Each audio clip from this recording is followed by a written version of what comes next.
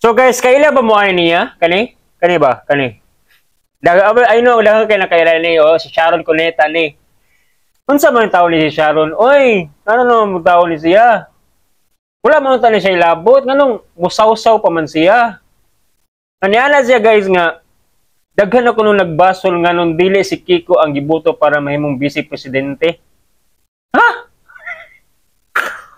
Okay ra ka man siya? Unsa kami ha, wala gud may labot ni Kiko. Wala mi siya, wa mi labot ni Kiko. Sa tanan-tanan gyud. Si Sara gud inyong gibasol? Ha? Kaya ano, ikaw, madam. Kaya na mo ni Marcos, di ba? Kaya kita ang ka na mo nga dito wag Malacanang. Di ba? Ayaw na, di na ka magsaw-saw dire. Di na ka magsaw-saw sa isyo. So sawira ang puday ka. Imbis idol ka nako, idol ka sa mama na unsa man taon ka, oy. Kantara ka. Usa po din no, bantay mo mga kugmon.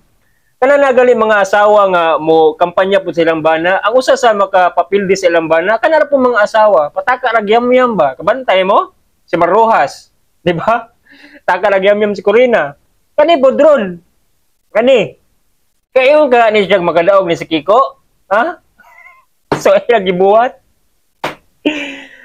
Paminawa, tanawan naman ang inyong video mga kugmohono kay ako o nasagso ko galagot tinong buntag say galagot tinuon ko tanawa lang ang video, but before niyo tanawa ang video guys, palihog lang kog follow sa atong page, sa atong Facebook account Kugman Reaction Vlog, og sa atong TikTok account Kugman Reaction Vlog, og sa atong YouTube account Kugman Reaction Vlog. Okay, sa di pa natin magdugi ato na i-play.